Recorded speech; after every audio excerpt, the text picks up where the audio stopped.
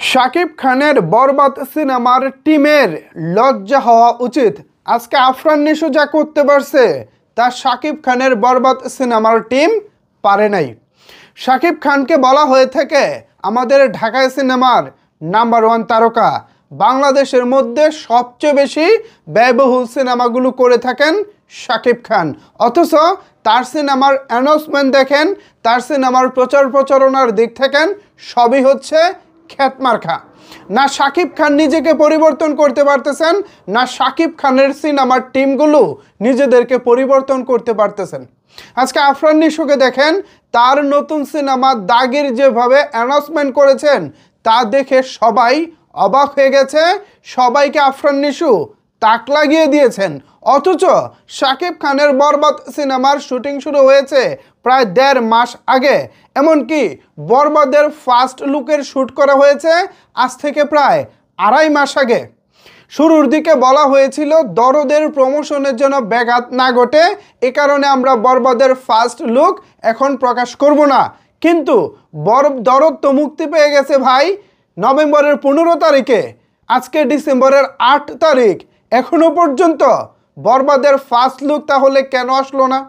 আজকে আফরান নিশোর মতো নায়কের সিনেমার ঘোষণা চলে এসেছে, অথচ শাকিব খানের মতো মেগাস্টারের কোনো ঘোষণা আসে না, কোনো ফার্স্ট লুক আসে না।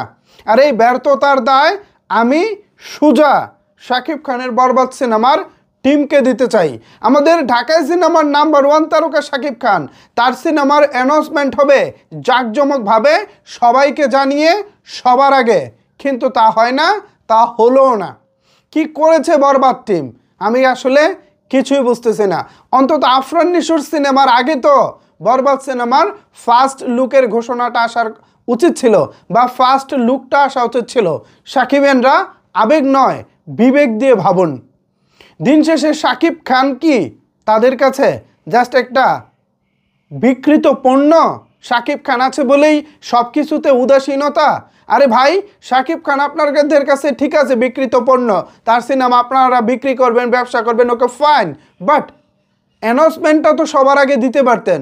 শুটিং শুরু করেছেন সবার আগে, ফার্স্ট লুকে শ্যুট করেছেন সবার আগে, কিন্তু অ্যানাউন্সমেন্টটা এখনও দিতে পারলেন না।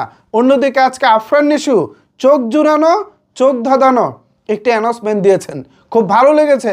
আমাদের ঢাকায় সিনেমায় এই প্রথমবারের মতো হেলিকপ্টার থেকে নেমে এসে যেই অ্যানাউন্সমেন্টটা আজকে আফরান নিশো দিয়েছেন তা আমার কাছে অনেক অনেক বেশি ভালো লেগেছে। যেটা ভালো সেটাকে ভালো বলতেই হবে, আর যেটা মন্দ সেটাকে তো মন্দ বলতেই হবে। বরবাদ টিম হতাশ করলো আমাদেরকে, সত্যি আমাদেরকে হতাশ করলো। সাকিবিয়ানরা বরবাদ সিনেমার পরিচালকের পেজে গিয়ে কমেন্ট করতে থাকুন আমাদের আফরান নিশো কীভাবে অ্যানাউন্সমেন্ট করে দেয়, আর শাকিব খানের সিনেমার এখনও কোনো খোঁজখবরই নেই। এই বিষয়টাকে আপনারা কীভাবে দেখছেন চাইলে কিন্তু অবশ্যই সেটি নিচের কমেন্টস বক্সে জানাতে পারেন।